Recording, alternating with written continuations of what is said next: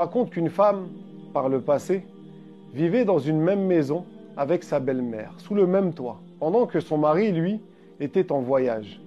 Mais cette femme ne s'entendait pas avec sa belle-mère. Elle se disputait pour plein de choses, ça provoquait des tensions entre elles, elle ne se supportait plus. À un tel point qu'au bout d'un moment, cette femme a cédé à la pression et a décidé de se débarrasser de sa belle-mère. Elle s'est dit, c'est devenu trop, c'est trop difficile pour moi, c'est invivable, je vais faire en sorte qu'elle meure. Elle s'est alors rendue auprès d'un vendeur de parfums afin qu'il lui fabrique un poison. Un poison qui tue lentement, progressivement et au bout de plusieurs jours. Le vendeur de parfums lui a demandé « Mais pourquoi est-ce que tu veux un tel poison? Tu veux tuer qui ?» Cette femme n'a pas accepté de répondre dans un premier temps, mais lorsqu'il a insisté, elle lui a dit « Je souhaite tuer ma belle-mère. Je vis un calvaire au quotidien avec elle. Je vis une situation très difficile. On se dispute quotidiennement.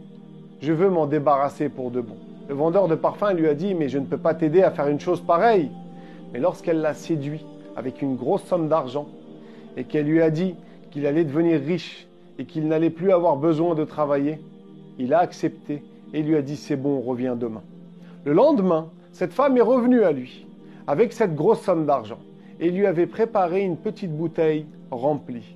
Elle lui a remis cette grosse somme d'argent et en contrepartie, elle a récupéré cette petite bouteille remplie.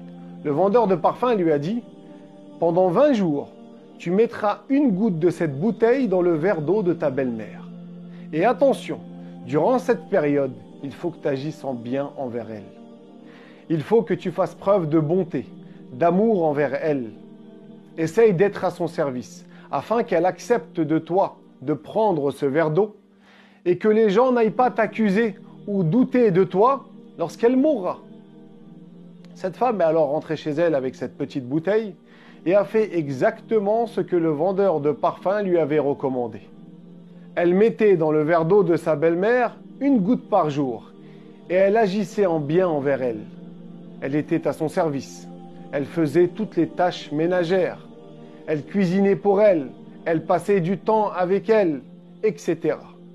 À un tel point que sa belle-mère, qui était âgée à ce moment-là, a été touchée par ce bon comportement et qu'elle s'est mise elle aussi à son tour à agir en bien envers sa belle-fille et à lui donner cette tendresse et cette considération que toute jeune femme mariée espère recevoir de sa belle-mère. Mais la belle-mère, Meskina, ne savait pas que derrière tout ça, il y avait des mauvaises intentions. Et jour après jour, chacune d'entre elles soignait son comportement envers l'autre. Et lorsque la période des 20 jours a touché à sa fin, cette femme s'est rendue compte que la situation avait totalement changé avec sa belle-mère, que cette vie au quotidien était devenue agréable, et plus encore, qu'elle s'était attachée à sa belle-mère, qu'elle éprouvait de l'amour envers elle, et donc elle ne voulait plus la perdre.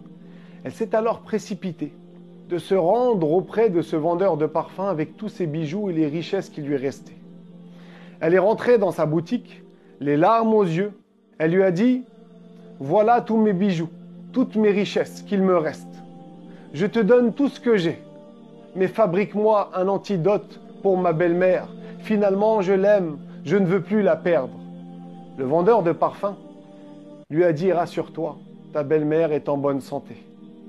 Elle n'a rien, je t'ai simplement donné de l'eau, ce n'était pas un poison. » La femme a alors fondu en larmes et elle s'est repentie car elle était tombée dans le péché. Elle avait eu la ferme intention d'assassiner sa belle-mère et elle a remercié le vendeur de parfums. La morale de cette histoire, et ce qu'il faut en retenir, c'est de ne pas se précipiter lorsqu'on rencontre des difficultés avec les gens. Il y a une phrase en arabe qui dit « Fit ta'anni salama wa fil ajalati nadama », c'est-à-dire la réflexion conduit au salut et la précipitation conduit au regret. Et malheureusement, beaucoup de gens, lorsque leur relation ne va pas avec quelqu'un, ils s'empressent, ils se précipitent d'agir en mal, au lieu de faire preuve de réflexion.